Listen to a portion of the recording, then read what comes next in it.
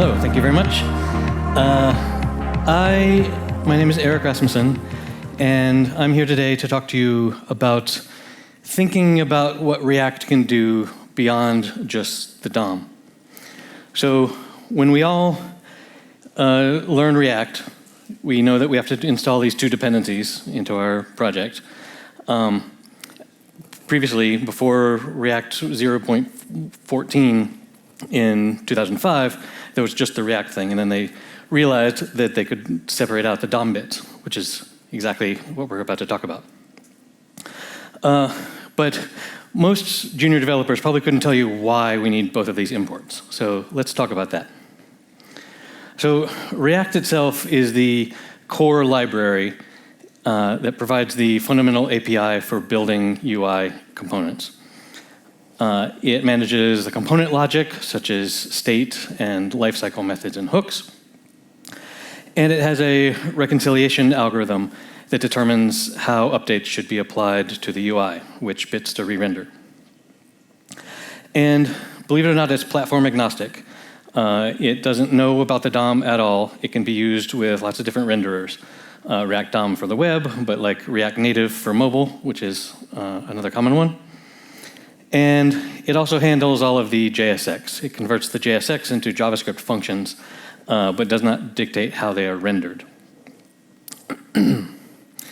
And React DOM, on the other hand, is a web-specific renderer. It renders React components to the actual browser DOM. And it does this using what's called a virtual DOM, where it does all the updates to a sort of pretend DOM, and then diffs the difference between that and the actual DOM, and only makes those updates to the real DOM, because those updates are super slow to do. And it handles the DOM manipulation, the updating, and the mounting and the unmounting of elements in the browser. And another thing that was really important when React first came out, which is like 12 years ago now, is it normalizes all of the browser events in a nice cross-browser way, because all the different browser events come from different browsers shaped slightly differently. And React DOM has its own sort of event system that normalizes that. So we as developers don't have to care what browser people are using. And it also handles hydration and server-side rendering. So not only does it render to the browser DOM, but it can render to a string on the server that can be downloaded as an HTML file. And then on the browser, it can rehydrate that. And the hydration means reconnecting all of the event handlers so the web page becomes interactive. So these are two very different bits here. And if you have worked with React at all, you've probably used both of these libraries. But the power of React really comes from the fact that once you've learned all of this stuff, you know how to create a declarative UI that changes over time, but you don't necessarily have to render to the DOM. You can render to many other things. So, like what? Well, we've got the React DOM. The other bigger one is React Native, that is not rendering to a web view in a mobile app. It's rendering to actual mobile components. And there was React 360 for doing VR stuff, but they've deprecated that. But clearly Meta still cares about VR, so they must be using something similar. And then there's things like React 3 Fiber that lets you render to 3JS for visualizations. There's React Native Web that allows you to render React Native components to a web browser, which gives you the opportunity potentially to share some of those components. And then one of my favorites is React PDF. I have no idea how to build a PDF file. I don't know what the internals look like at all. But I can use React PDF to give some JSX and give it to React PDF, and it will spit out a nice PDF document. I've used this to export invoices and for label printing and things like that. And then kind of a surprising one, at least to me, is you can use React for CLI applications. So in your terminal, you can define these components and inputs and things, and build a CLI application. Again, that's like an entirely different world and language, but it's enabled by React being able to render to it. And there's like something you could build. Like, what can you think of to potentially render to? So for the purposes of this talk, I thought, how can I, first of all, teach myself about this stuff? And what is a really simple thing that I could take JSX and turn it into? And I came up with the thing that literally no one has ever asked for or wants. What if you could render HTML into Markdown? Like, we know what Markdown looks like as developers, and we know what HTML looks like. No one ever really wants to go from HTML to Markdown. It's always the opposite way. But it gave me an opportunity to use JSX to learn how to process JSX in React. So, for example, I want to take a React component that looks like this, and I want to render it to Markdown that looks like this. So, before we keep going, we need to talk a little bit about some terms in the React rendering world. So there's the reconciler, which is the core engine in React that figures out how to update the DOM in response to changes in state or props. There's the host environment, and that's the platform you're rendering to. So it could be DOM, or it could be Canvas, or it could be to the terminal. Then there's the host component, refers to the platform-specific elements, like a div in the DOM or a rect in Canvas. And there's the host config. This is this big object full of functions that you give to the React reconciler to tell it how to interact with your target environment. An instance is an object that represents one UI element in your environment. Like, for DOM, it would be an HTML element. Notice that's not the same as a div. A div describes what it is, and the HTML element is the actual DOM element. And then the container is the root of your rendering tree that you are rendering to. The update phase is where the reconciler will walk through your JSX tree and determine which components need to re-render. And finally, the commit phase is what when the actual minimal changes are written to the target environment. Okay, so how do we build one of these? Well, we use a library called React Reconciler. This is somewhat maintained by Meta, but it's really the only game in town if you want to do these things. So you need to use this library. You need to give a render function, which is going to take your JSX and turn it into whatever you're turning it into. Host config that tells the reconciler how to do that. And then if you're doing something smarter than my project, you might come up with something that people want to buy. So let's look at this, what this looks like in code. It's not as scary as it looks, I promise. So we import the React reconciler. We've got our host config that we're going to go over in a second. And we create a reconciler with our host config. And we define our render function, where we create a container, and this is entirely up to us what the shape of this is. And then we call create container on the reconciler, and then we call update container, and this is going to continually update our container. It mutates the actual container object. And all these other things are for fancy React stuff that probably you don't need, like concurrency mode and hydration, yada, yada. But for TypeScript to be happy, you have to pass them. So let's look at the host config. Probably the most important function in your host config is create instance. And this is given a type, which is the actual JSX tag, and the props. So to do this in DOM, for example, you would create a new DOM element and then copy over the props that you wanted to copy over. and return the element. So the element is our instance in DOM land. Highlighting what I just said. In Markdown, however, I'm just returning a new object with a place to put children in the future. Then there's create text instance. Text instance is just like a regular instance, but there's no tag name. And this has an exact equivalent in DOM land. And for my thing, I just created a different type of object and noted that it was a text element. And then there's things like append child to container, which has direct equivalents in DOM. And for that, I was just pushing to the children. And then there's a couple others for appending initial child and append child, and those are exactly the same.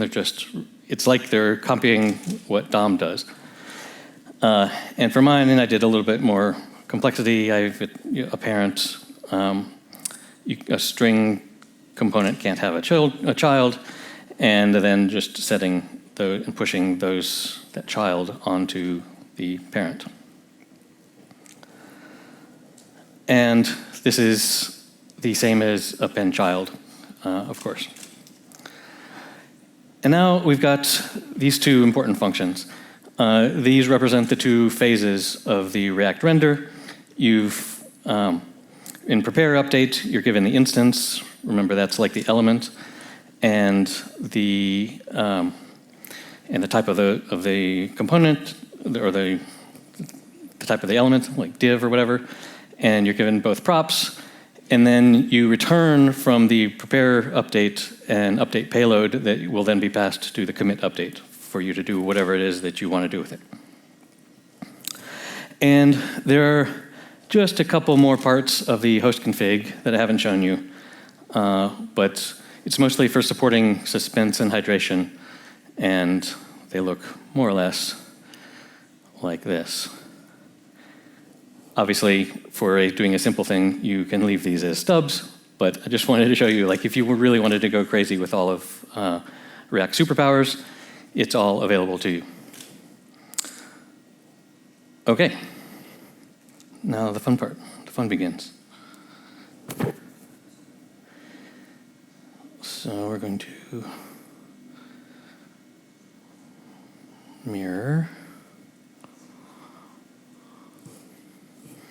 Excellent.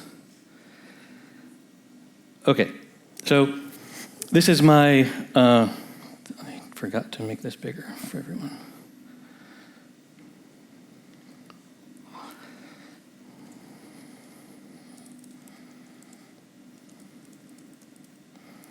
So this is my my page element that I am converting to Markdown. And over here is the Markdown that's being created, and I have it continuously running. So like I can make changes here, and it immediately updates. But like this is proper React. So like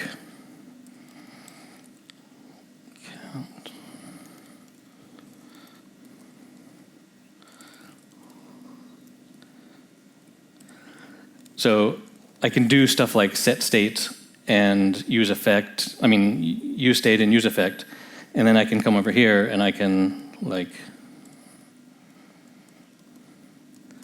set my count, and it's doing this. So like anything that you can do with React for state management or anything like that is just totally valid. All the stuff that you know how to do in React. And we can do things like a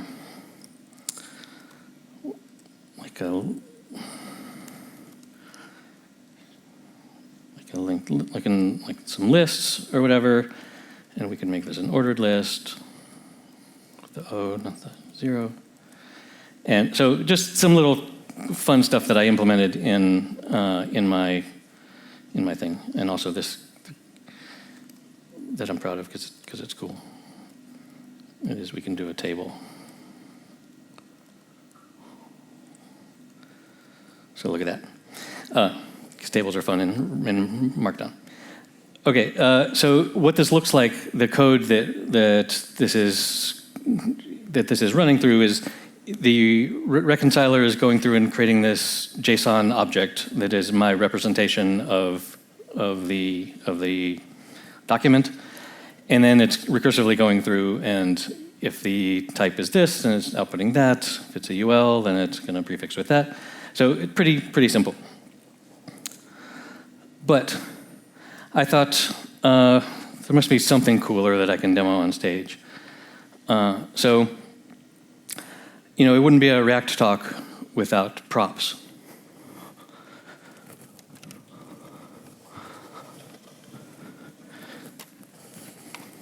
Props. So what if you could render to like IoT devices? What if you could render to light bulbs? That close you? Okay. So what if I had a room component, and in here I could have a bulb component, and I could be like on, and I need to run this in my other thing.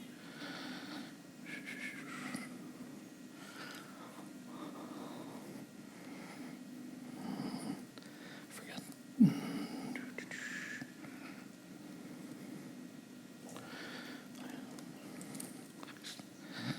Excuse me. Okay, so this was on false, and then on true.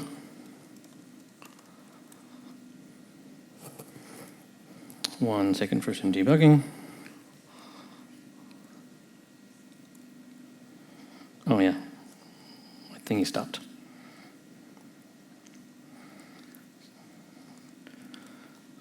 Ah. And of course, you can have, when you have one bulb, you could have two. And again, we're still just here in React land, so we could use like a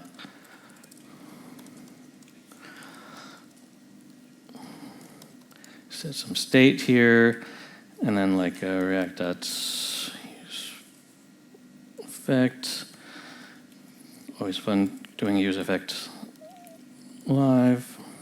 Dependency array, set interval, and we can set on to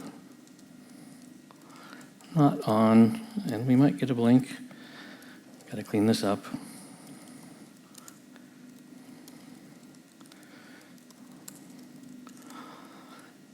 And then if we use this, this needs to be a Boolean.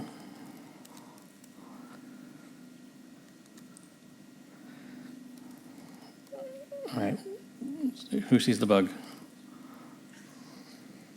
Set interval. Oh, I didn't say the interval. Say 2 seconds.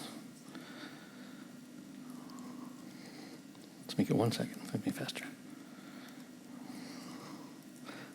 Or just delete stuff. Well, no, useEffect is unhappy here. What's going on? Timer's not assignable to effect callback.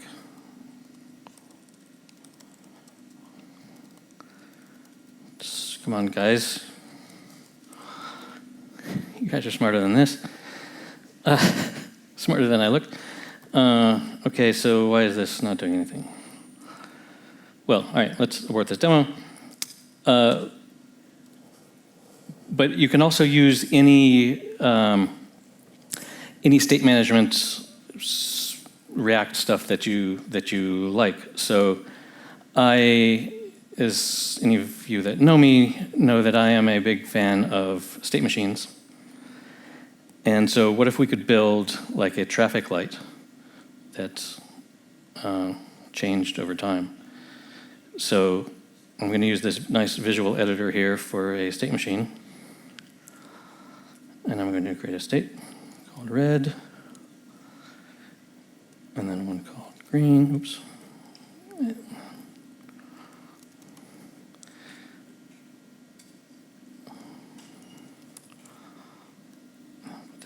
there. And these events are going to be after. So how long do we want to let people break? Give them a second. Here is also an after. We'll make them wait for 2 seconds. And then when it's green, we'll let them go for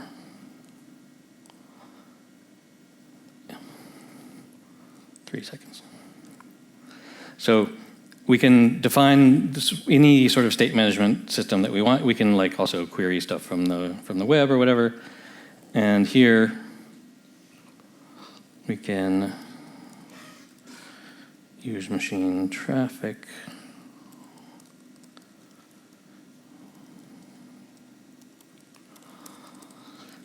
And then here we can say, we're going to leave you on all the time, and set our color to state.value.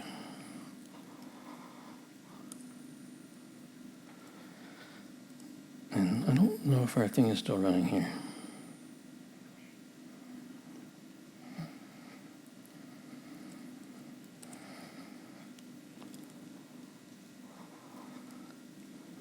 Okay.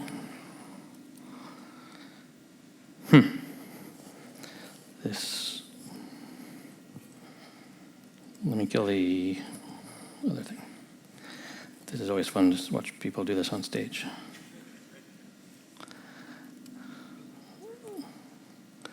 Yeah, really. I mean, there's not a...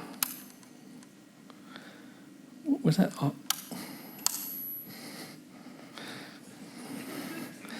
Even regular switches don't work. So if I turn this false,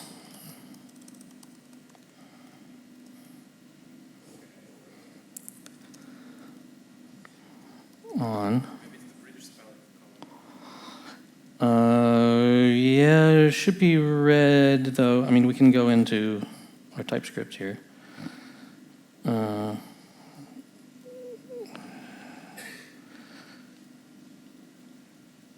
I did lowercase. Anyway, let's try a third thing we can do here. So with our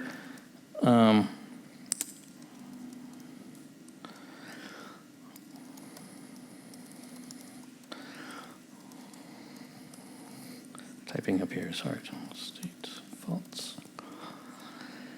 And here we'll put this back to both should go off. But so in a typical React state management demo, you would have something like a button to click to increment your counter or something, right? So what if we had a button here?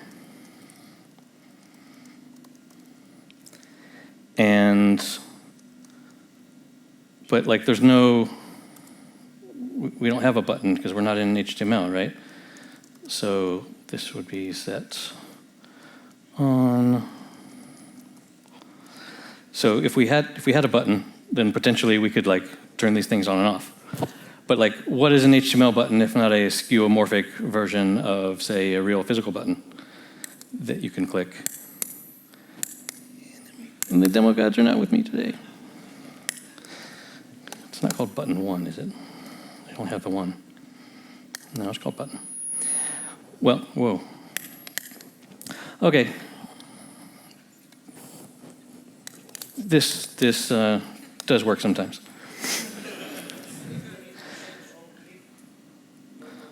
No, it is on press here for my particular component because I defined this component. So let's turn these both on again. Okay. But what if we could change the brightness? How else could we modify what we see here using the physical world? So I came up with a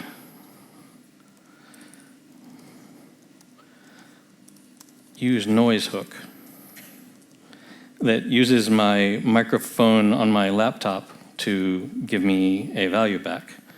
So here we said brightness is noise, potentially. Help me out here.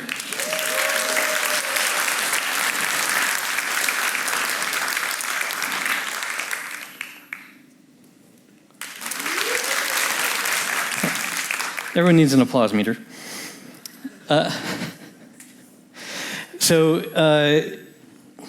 You just keep doing your thing over there. So this is this idea that I came up with of figuring out other things that you could possibly render to that aren't just boring documents and images and things. Like, what if you could render to the real world? So with that, I'm going to the end of the demo portion, sadly.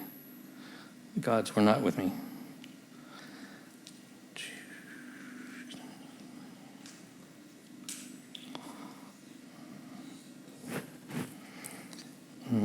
Play.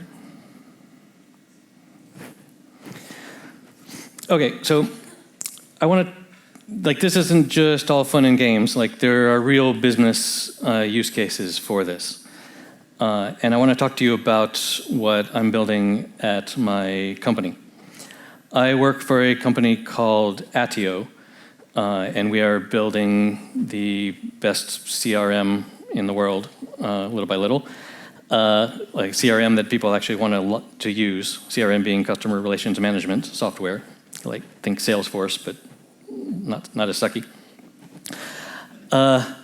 And my team, I'm on the ecosystem team, so we want to build a way for third parties to build apps on our platform. But that's kind of a complicated scenario because you can't just take someone's JavaScript and execute it in your web app because they have access to your cookies and your fetch and your window, and that's just super, super insecure. So at Attio, we came up with a way to run code securely by running it. First of all, we're loading it in an iframe that is separate on a separate domain, so the code doesn't have the cookies or anything. And then in that, we use a custom JavaScript runtime written in C and WASM and Rust. So we build this little JavaScript, this little mini node sort of thing. And then in that, we run the third-party code. And in this way, we can have total control over what we allow them to do. They don't have access to window, they don't even have access to fetch, but they do have a way to call other functions that we run on the server in a similar sandbox environment. But what we really wanted was for them to be able to put UI directly in our UI. And that's a really hard problem. So what is the framework that developers know how to build UI in? It's React. So we built a custom React reconciler and renderer so that third-party code can render React. And what it does, so say they render something like this, which I think any React developer would recognize what this is. You've got your form, and you give it an onSubmit callback, and you've got a row component that organizes these inputs together side by side. You've got two different kinds of inputs, and a submit button with a label, right? So what we've done is these are components that we give you, the developer, in the SDK that we give you, and then it renders these custom components of ours that our renderer converts into JSON, not entirely just like what I was doing with the markdown, except handling callbacks are kind of a tricky situation. And then from this React that the developer has written, we can then render this in our beautiful UI using our custom components that are exactly like the components that we use in the rest of the UI. So the user gets a really seamless experience as if this app was running inside of Attio as if it were like an operating system. So I think it's pretty amazing that any of that works, but I swear it does. And it's just an example of how you can use React to do really powerful things that you might not have considered. So I want to leave you with, I want to inspire you to think about how you can use React to render to other targets. Things that come to mind maybe are like a 3D printer, or like to position a drone in the sky, or to configure a cloud database, or to an LLM prompt. Like, there's lots of different things you can possibly do. So anything that's inherently declarative or tree-shaped is a great target to render to. And with that, I want to say thank you. All the code is up there.